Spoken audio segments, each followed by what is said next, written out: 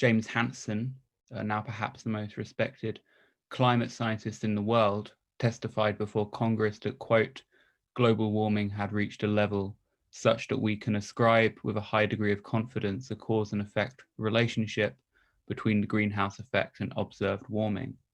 Later that year, Time magazine declared that the endangered Earth was the annual Person of the Year. And yet, since 1988, almost 40% of all carbon emissions in history have been released. And we have witnessed ecological horrors once thought to be unimaginable, some of which Jack just mentioned, such as the wildfires in Australia that killed or displaced more than 3 billion animals. There have been heat waves in India and Pakistan that have killed thousands of people. There have been enormous hurricanes resulting in the deaths of thousands of people and the displacements of hundreds of thousands more. This is a very, very dire predicament we're in, and the climate crisis is the issue that defines the 21st century. That's not to say that issues like poverty and social injustice and imperialism and so on aren't pervasive problems that urgently need solving. On the contrary, these problems are fundamental elements that intersect to form a network that enables the acceleration of climate catastrophe. So to avert the apocalypse, we need to dismantle this network. But what has been done since 1988? So there have been piecemeal measures to address the crisis. The Paris Agreement is quite a famous example. It was signed by 196 states 5 years ago, but it's an agreement that fails to even mention fossil fuels. And since 2015, there are only 2 countries, according to climateactiontracker.org, that are meeting the target set by the agreement: Morocco and the Gambia. Countries that are, quote, critically insufficient include Argentina, the US, Russia, Saudi Arabia, Turkey, Vietnam, and the Ukraine. Close on their heels is China, Japan, South Africa, and the UK. Once again, according to Climate Action Tracker, the UK government's current 2030 target of a 57% reduction in greenhouse gas emissions below 1990 levels is rated as insufficient for limiting warming to below 1.5 C. Recently, Boris Johnson announced his plans to address the ecological crisis. At first glance, his plans may seem bold, but on further inspection, one can see the cracks begin to form.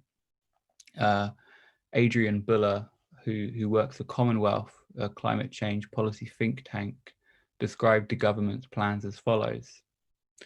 Quote, while it's good to see the climate crisis emerging as a priority, and these are some welcome first steps, the announcement suggests the UK government is not yet serious about meeting its own targets. The spending commitments amount to less than half of the 27 billion committed to road building. And it does not address the steep inequalities driving the crisis. And it is true that inequality is at the heart of the crisis. We know that just 100 companies are responsible for 71% of global emissions. The likes of ExxonMobil, Shell, BP, Aramco. We also know that it is the poor and disadvantaged who have borne the brunt of climate change, most acutely in developing countries. In an article for Open Democracy, the author Daniel Macmillan Voskoboynek elucidates upon the colonial history of climate change and the subjugations and exploitations of people in the global south, from the burning of villages in Tanzania, where around 300,000 people perished, to India, where the British entirely reorganized the agricultural system. India's land, previously used for low-scale subsistence agriculture, would now be destined for cash crops such as cotton and tea, grown for export to international markets. The article begins with an epitaph from a Uruguayan author, Eduardo Galeano, and it goes like this, quote, the invading civilizations confuse ecology with idolatry. Communion with nature was a sin worthy of punishment. Nature was a fierce beast that had to be tamed and punished so that it could work as a machine placed at our service forever and ever. A recent study by the Institute for Economics and Peace predicts that over 1 billion people could be displaced by the year 2050, just 30 years from now. And this year we saw the vitriolic reaction to a mere 4,000 people attempting to migrate to England. I dread to think of the future where politicians turn a blind eye to those who only leave their homes because of the pursuit of policies that correspond with the ideology they ascribe to, which is neoliberalism. And as neoliberalism is at the root of the inaction surrounding the climate crisis, the fossil fuel executives have known about the consequences of their practices for a long time, like the tobacco company executives before them who knew all about the devastating effects of smoking. In fact, a couple of hours ago, I was procrastinating and I came across an Instagram post by Working Class History. I'm sure many of you are familiar with them. And it turns out that on this day, 28th of November in 1985, an internal document circulated within the Shell Oil Corporation stating that there has been a global warming over the last 100 years, that the 0.5 increase is a result of CO2 buildup, that we will see a further 1 to 2 degree warming over the next 40 years. Such a rise would be greater than any change in the last 1,000 years. And the politicians have known too. Many of the politicians that James Hansen, the climate scientist, testified before in '88 are still lawmakers. Plausible deniability withered away a long time ago.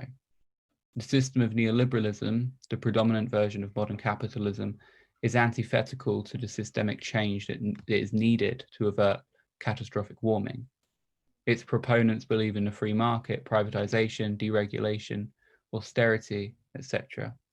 And since 1988, we have seen this system rise and rise and fail working people.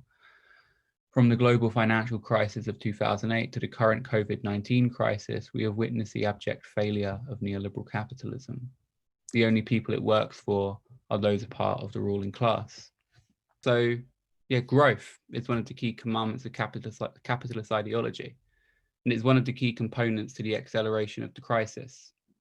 Those who are devout practitioners of neoliberal capitalism justify their actions by insisting that perpetual economic growth is more important than the welfare of the planet and the people and species that live on it.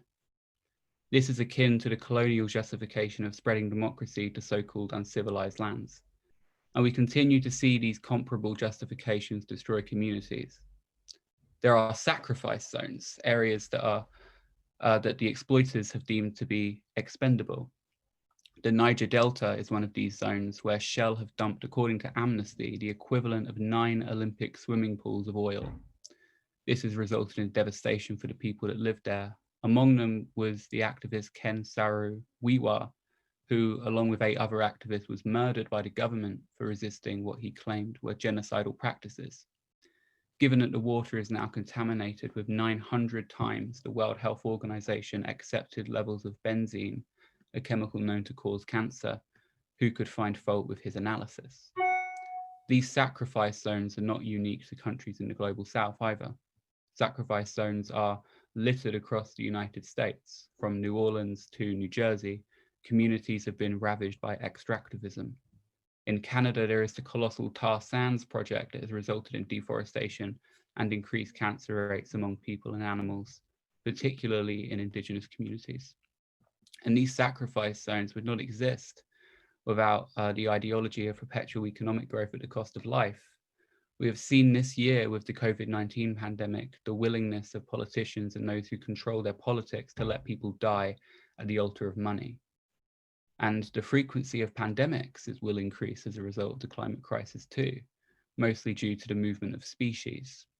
Professor Hans Otto Portner told Carbon Brief, quote, "Climate change is clearly a factor that can influence these relationships. Climate change shapes the biogeographical distribution of species. If in the future we see species moving into areas where humans are prevalent, we could see new opportunities for pandemics to evolve." And so far I've spoken about the devastating impact the climate crisis is having on the world, but I haven't spoken about the resistance to oppressive policies. Harrowingly, resisting the ecological crisis and the profiteers that accelerate the crisis often results in activists being murdered.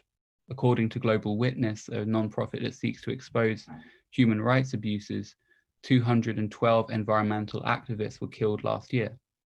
Around half of these killings took place in Colombia and the Philippines, and 40% of the victims descended from indigenous communities. In Brazil, 24 environmental activists were killed in 2019.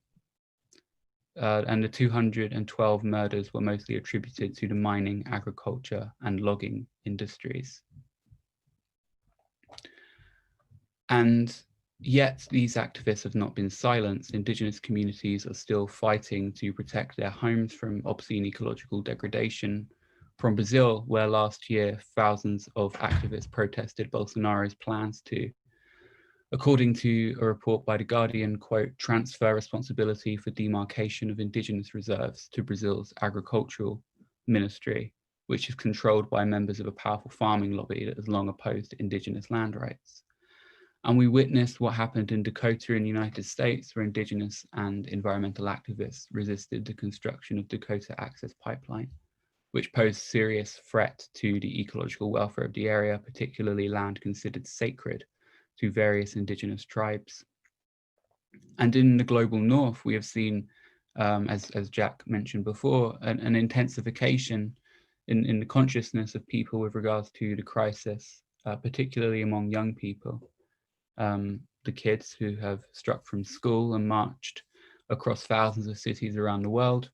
And though Extinction Rebellion is considered by many on the left as problematic due to their mostly middle class and white membership and their opposition to socialist ideas, they have managed to amplify the problem and shift the issue from being a obscure, merely scientific question to an issue that is regularly on the lips of people concerned about the future.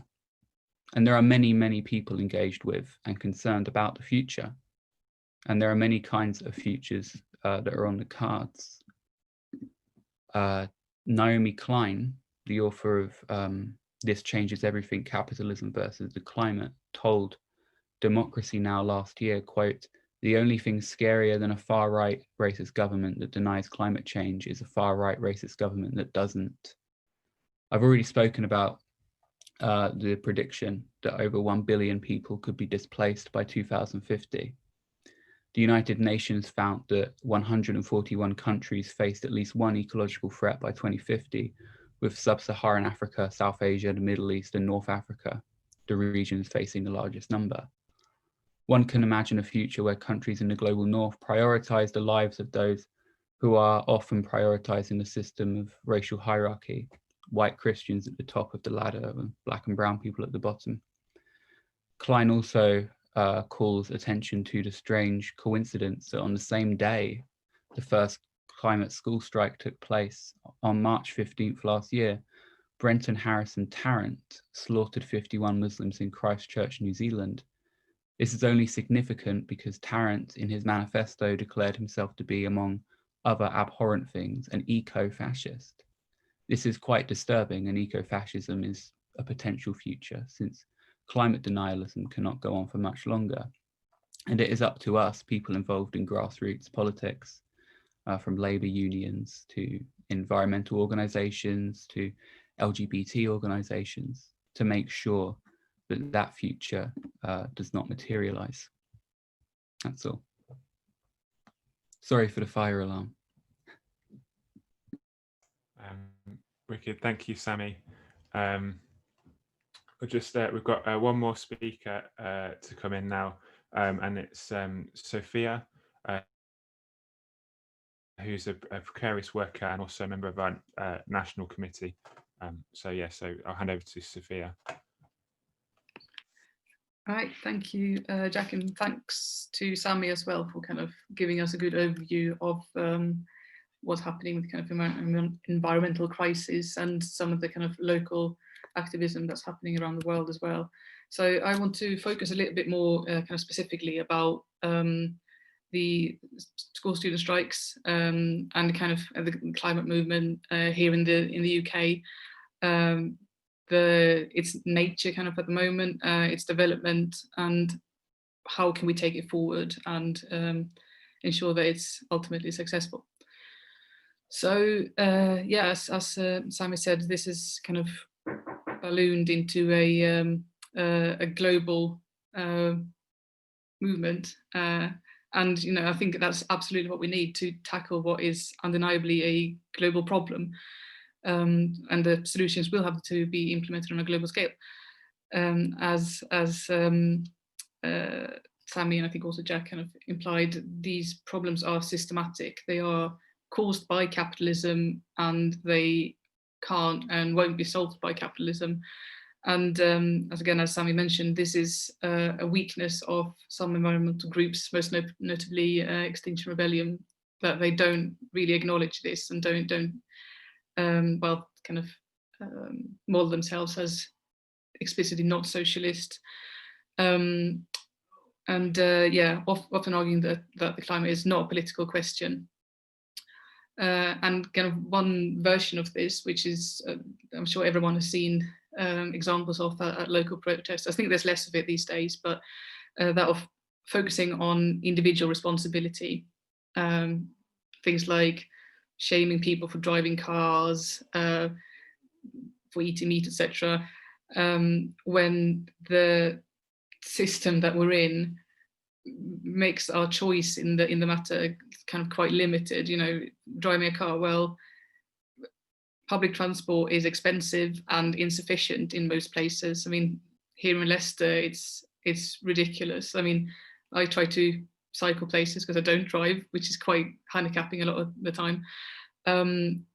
But the kind of infrastructure for cycling is not really there. It's lethal to try to do it a lot of the time. So a lot of people have to drive to get around. And notably, this kind of focusing on individuals and also on people as consumers is also popular with the powers that be, as it relieves them of any responsibility and any blame. And it also avoids drawing any conclusions that might threaten their positions and their power. Like I said, XR has definitely got tendencies to do these things. And I think there's kind of tendencies within the school strikes to this as well. But I think there has been a general trend kind of on the grassroots level of the movement to move away from these ideas rather than towards them, which is really positive. But this kind of, I think there's discrepancy between the grassroots level and the leadership kind of brings us to another of the main problems that both the school strikes and the XR shares, which is a skepticism towards getting organized and towards establishing formal structures. So, I mean, this is definitely not unique to the environmental movement. We're seeing it across, I think, every popular movement these days that I can think of anyway. We got Podemos in Spain, the Yellow Vests in France, Momentum here in the UK, for what that's worth. They're not really a thing anymore, but to kind of popular movements like the Movement for Democracy in Hong Kong, which is very kind of anti leadership, and the Black Lives Matter as well, or kind of another recent example. I think, I mean, this suspicion of leadership is understandable. I think there's that kind of suspicion of politicians, but we shouldn't equate having leadership to just kind of absolving any responsibility onto a kind of a leadership and just kind of a resignation of power to kind of a few representatives at the top. I mean, what we want to see is for the climate movement to become more, both more democratic, but also more effective. And I think they're kind of two sides of the same coin. So, I mean, firstly, the problem with the kind of horizontal leaderless movements is that I think pretty much always a de facto leadership does emerge. I mean, XR has quite an explicit leadership, but even the ones that that are very like anti-leader and supposedly don't have a leadership, it kind of leads to a less democratic structure in that it can be,